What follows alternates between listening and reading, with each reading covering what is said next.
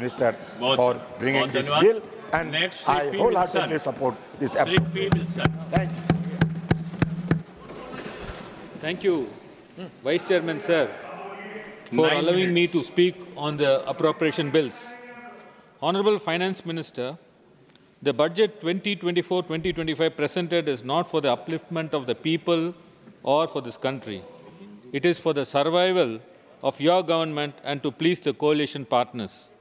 Tamil Nadu has received nothing from the budget because BJP received nothing from the state of Tamil Nadu. Yes. It is a vengeful budget.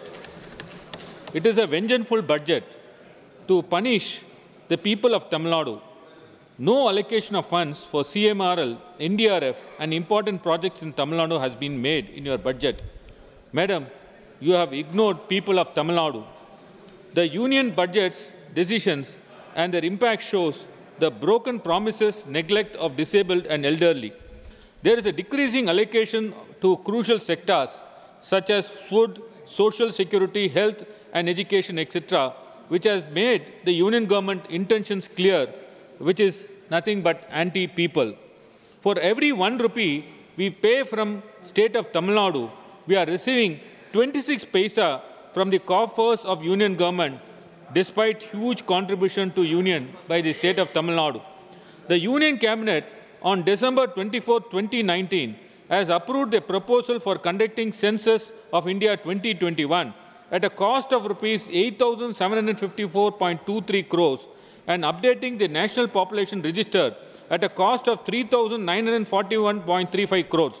However, the budget for census 2021 has been reduced from 3,768 crores in 2021-22 to 1,309 crores in 2024 to 2025. This indicates government's intention that no welfare measures should reach the downtrodden. The conduct of caste census was lastly done in 1931. No caste census is taken for about 93 years, because of which the rightful share of OBC, SC and ST are denied. OBCs, SC and ST communities amount to almost 90% of the total population in the country. The government is not showing any interest in conducting caste census and increase the reservation for the OBC, SC and ST communities in proportion to increase in their population. We have seen how the caste survey in Bihar has been struck down by the court. That is why we are asking for a caste census. Sir, the creamy layer law is brought to destroy the reservation and should be stopped by proper legislation. Sir, so far as the food is concerned, the share of the budgeted expenditure for food subsidy distributed through the public distribution system has declined from 6.61% in 2019 to 20 to 4.25% in the present budget.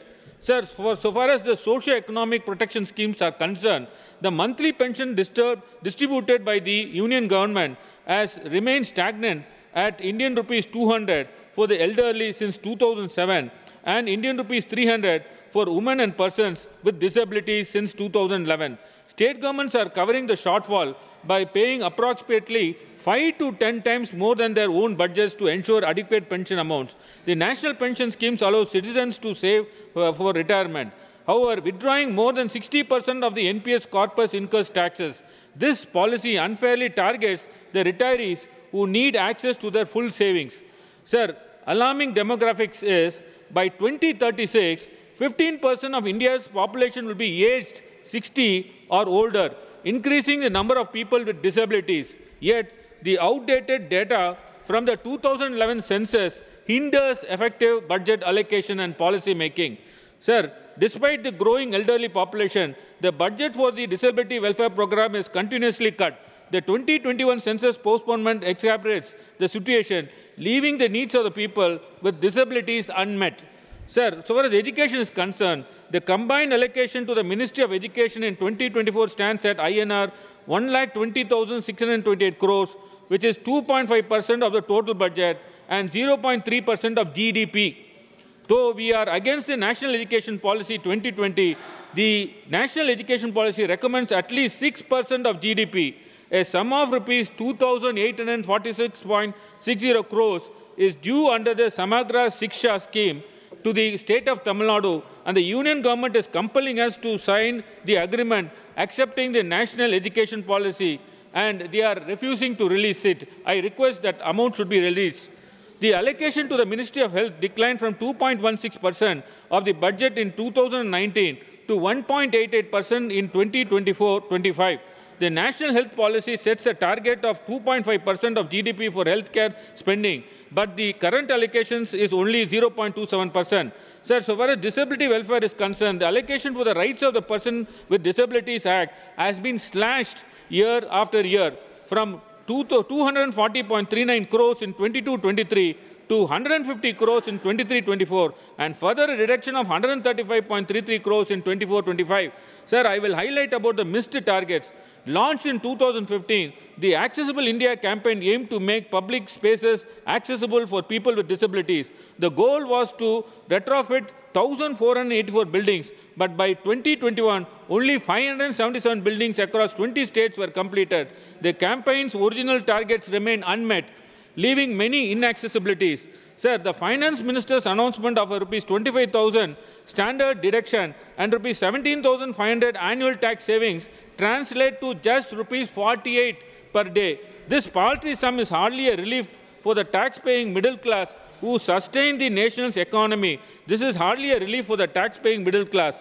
Sir, the government imposes 0.1% securities transaction tax, STT, on each equity transaction. Despite the reintroduction of LTCG at 10% in 2018, the LTCG rate recently increased to 12.5%, with STT still in place.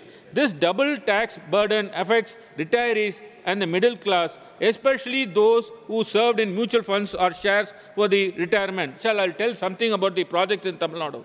Several national highways projects in Tamil Nadu are falling behind the schedule. At least 34 national highways projects are delayed in state of Tamil Nadu because of want of fund allocation.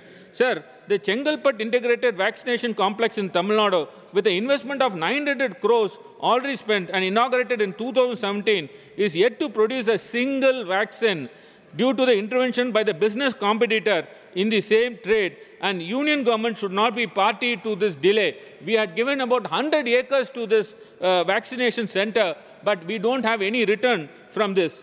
The NCLT, one important thing which I would request the Honorable Finance Minister to review, sir, the NCLT and NCLT in the Insolvency and Bankruptcy Code, sir, it requires to be scrapped as there's a huge corruption is seen in these NCLT and NCLT. Sir, the powers can be instead given to the high courts. Sir, so far as the Money Laundering Act is concerned, sir, the entire act requires a relook because it has been misused and abused and targeted the opposition parties, and therefore the PMLA requires a relook. Sir, so far as the budget is concerned, sir, I would sum up, sir, it fails to address the lack of employment, fails to address the opportunities in the country, high inflation rate, increase in the black money, corruption, and high diesel, petrol, oil prices, even after the reduction in the global oil.